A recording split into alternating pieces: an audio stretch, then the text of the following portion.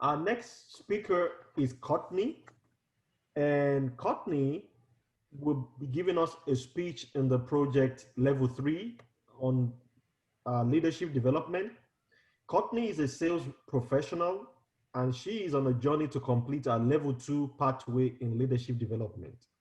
Today, she will present a speech about how to maximize your 24 hours. Courtney, over to you.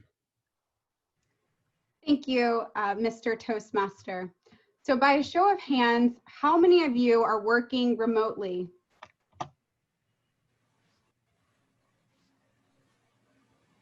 Nice, so I'm seeing a lot of hands. Okay. Well, with the number of COVID-19 cases on the rise, most people are working from home. Unlike most teleworking statistics that report employees working from home have increased job satisfaction, more employee engagement, and are able to save more money, with our recent climate, that is just not valid any longer. In fact, Stanford University identified 4 factors that make working from home today in a global pandemic different than working home 6 months ago. These factors are children, space, privacy, and choice. So by a show of hands, how many of you are burnt out and can identify with not being as productive as you want or need due to the previously stated factors?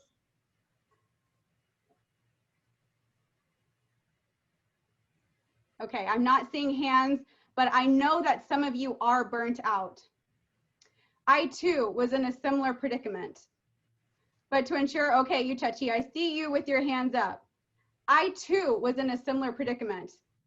But to ensure I was maximizing my 24 hours, I decided to create a plan, effectively implementing time management strategies into my day.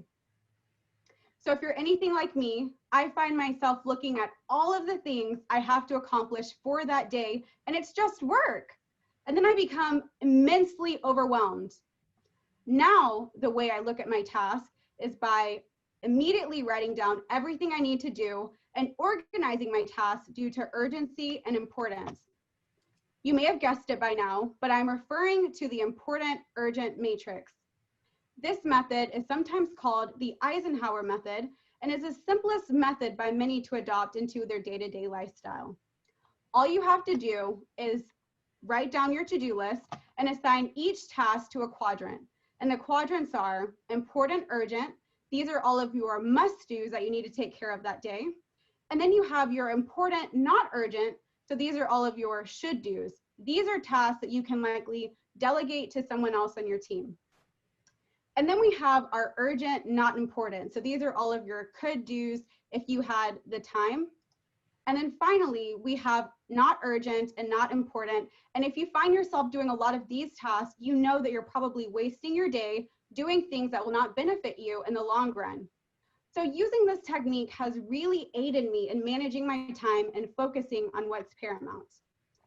So the second is the Pomodoro technique. If you are not familiar with this technique, it's a time management technique that was developed in the late 80s. The way this technique is used is by breaking down tasks into 25 to 30-minute intervals with short 5 to 10-minute breaks in between. Each interval is known as a pomodoro, so it's derived from the Italian word tomato.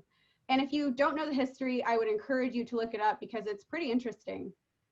So the way I implement this technique into my day-to-day task is I have my task and I time block. And I can either time block 5 to 10 minutes or 25 to 30 minutes. This helps me stay focused and productive. And just a fun fact, for most people, it takes 23 minutes and 15 seconds to recover from an interruption. That's a lot of time being wasted in the day. So this tip is vital for my success. The third strategy I implement is a caffeine nap. So after making lists and organizing it based on urgency and importance, and then allocating time to complete that task at hand, you might start to feel tired. I know I sometimes do. And so with that in mind, I take this nap. A caffeine nap is a short 15 to 20-minute break.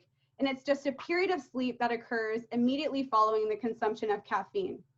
Now, it may seem odd to drink coffee before taking a nap, but the science behind why this method works is that caffeine takes around 20 minutes to take effect. So if sleep occurs right after chugging a cup of joe, the body is actually using 2 ways to combat drowsiness. I usually take naps after lunch or after my 2 p.m. Slump. Remember that these naps should be between 1 p.m. and 3 p.m. to avoid sleep affecting your sleep.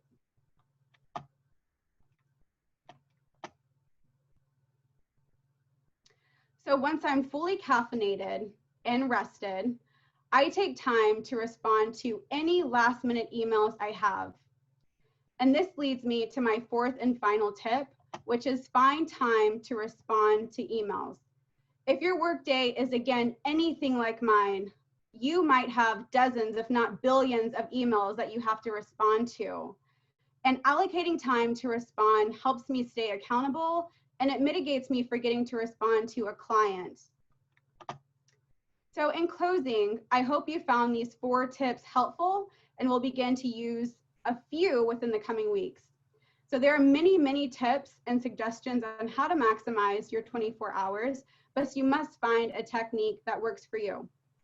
As a general overview, the way I stay productive during my 9 to 5 workday is by waking up, making a list of all of the tasks that I have to accomplish, including my non-negotiables, and then I organize them using my important, urgent matrix, which helps me manage my time.